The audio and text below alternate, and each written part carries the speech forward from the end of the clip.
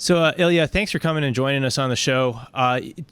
Before you even accepted this position at Georgetown, did you really think you were going to land in hot water even before you started? What happened? Maybe I was a bit naive. No, I mean, I wouldn't have taken the job if I thought, there's a high probability of cancellation campaign or having complaints filed against me with various HR offices or what have you. I'd been at Cato almost 15 years, and I thought, this might be an interesting new challenge, a way to impact public affairs in a different way. Randy Barnett, who was my boss at the center briefly for that cup of coffee while I was there. I've known him for a long time. He's been a mentor and someone I've looked up to, and we decided this was a good way of both promoting the center and having me reach a different audience. But no, again, maybe I was naive, but I hadn't realized how rotten the core of Georgetown administration had really gotten, let alone broader issues with academia. Yeah, I mean, talk about broader issues of academia. There's definitely that undercurrent, or really an overcurrent of left-wing thought. People who aren't very respectful towards the basis of constitutional law. Did that kind of stuff come up when you were talking with Barnett? Talking about people might not agree with you on campus. There might be some issues coming along here. What did you kind of hear that way? Well, it's not an issue of a left-wing tilt in academia. That's been an age-old, decades-old problem. Yeah. I mean, I graduated college 25 years ago almost, graduated law school almost 20 years ago. The ratio of, liberal to moderate to conservative faculty or students probably hasn't changed that much in that time.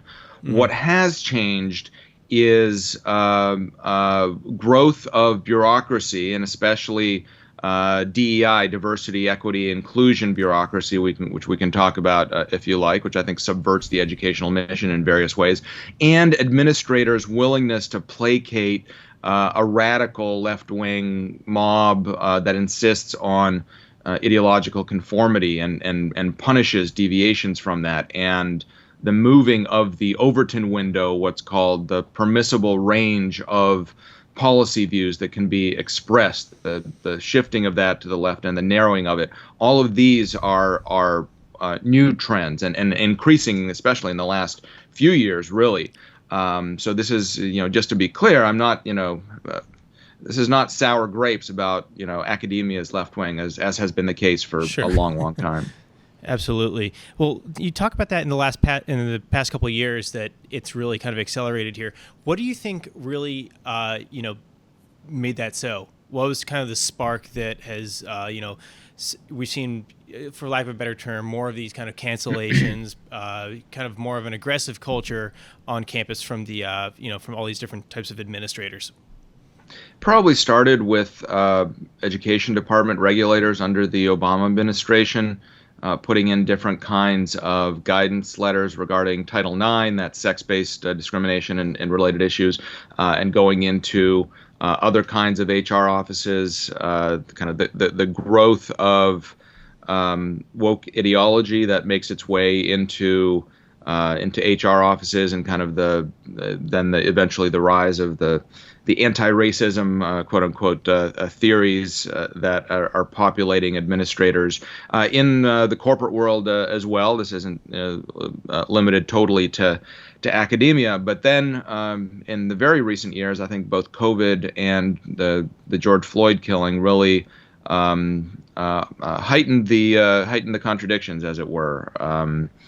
And broke and hurt and changed many institutions in America. Mm-hmm. I mean, do you really see a way out now? Like, what do we do to scale this kind of stuff back? The good news, it is a complicated question. I'm seeing green shoots society-wide, pushbacks, Netflix and State Farm, certain after Governor DeSantis pushback on Disney, which we can argue about whether, private companies should be targeted like that by government. But it seems like just the last, 6 months, there's been some pushback, the pendulum swinging the other way in society more broadly. In academia, I'm much more pessimistic. The good news is I don't think it's as hard a problem as maybe some make it out to be. It's not that Sure. we throw up our hands and the kids these days, there's nothing we can do. I don't think that's it. I mean, in places where administrators, deans, presidents, department heads step up and say, look, we are not in the business of evaluating whether somebody's speech is correct or not, or punishing them for having wrong thought or something like that. Places like the University of Chicago, where I went to law school, which has long been the gold standard for free expression, not just having policies on the paper, because as Georgetown, as I found out, that was pretty much a pixel barrier, as I put it in my resignation letter, but actually enforcing them. And if more administrators just at the very beginning at freshman or 1L orientation said, look, here are our values, and diversity is great, and equity, inclusion, whatever. Although again, that DEI often is Orwellian in that it subverts intellectual diversity, prevents equal opportunity, and excludes dissenting voices. But okay, we have those kinds of values, and we also value freedom of expression. We value exchange of ideas. You might not feel comfortable in class at times because you're exposed to new ideas, and that's fine. That's different from harassment or child pornography, the exceptions under the First Amendment for speech that is not protected. So I think if more administrators simply had a spine, a lot of these problems would go away. And the other issue is the bureaucratic bloat. I mean, in many universities now, there are more administrators than faculty members. Sure. And just like with government, bureaucrats have to justify their own existence, so they go out seeking dragons to kill. Yeah, it's like firefighters, lighting fires all over town and complaining for more money to go fix them. Do you think there's something that we can do federally, maybe like defunding these kind of positions? If you're getting federal funding for your school and you have a bunch of these DEI administrator positions, do you think there's something we can do there? Maybe if there's a change in leadership in the next couple of years in Congress or the White House. Well, we're seeing, the last few administrations kind of a whipsawing back and forth with what the Department of Education is doing in these areas, which is unfortunate. And there's very much a sense, I think, in a lot of educational bureaucracies that whenever Republicans are in power, they just have to wait them out and kind of slow roll any changes, and then they can go back to politics as usual. So I don't know. Georgetown, of course, is a private institution. They do take federal money, and you could put strings on that. I mean, I'd rather there be less involvement from Washington in the first place, which would give less leverage over private institutions, to be sure. Although there'd be state by state battles. I don't know if the answer is to have kind of a heavy hand from Washington coming in saying this is the correct policies that you need to have. But certainly at state levels where there is state funding, I think state legislators need to be more proactive, as they've become with the K-12. That's become very much an issue, and parents taking control over how their kids are educated. Mm-hmm. And going back to everything that happened recently with you and Georgetown, I was looking through some of the comments and other articles that some of the other faculty there. Some seemed actually pretty not necessarily taking your side, but at least defending the idea of free speech as it stands. Did anyone come forward and kind of have your back on this, or what did you kind of encounter there? Sure. What's your side of that?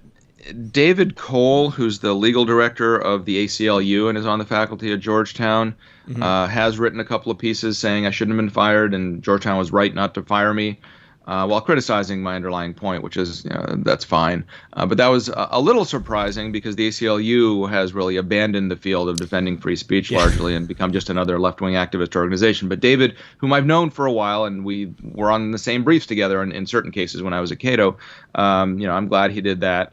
Rosa Brooks, who's the associate dean for centers and institutes, sort of the administrator of all the plethora of centers, including my own Center for the Constitution that I was heading up, did sort of back channel and express support, and she was very gracious, but few and far between. I know there were some faculty members that were quoted in stories in the recent last week or 10 days that there are some old school liberals that certainly would say I shouldn't have been disciplined or what have you. But the balance of power within the Georgetown faculty seems to have moved.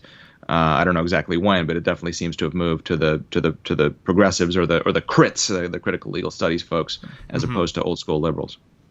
And do you think this is just did anyone express to you? I'm not asking for names obviously or anything, but did anyone express to you that they can't come out publicly and be supportive of your side on this for fear of retribution, maybe from students or other administrators or other faculty, anything like that?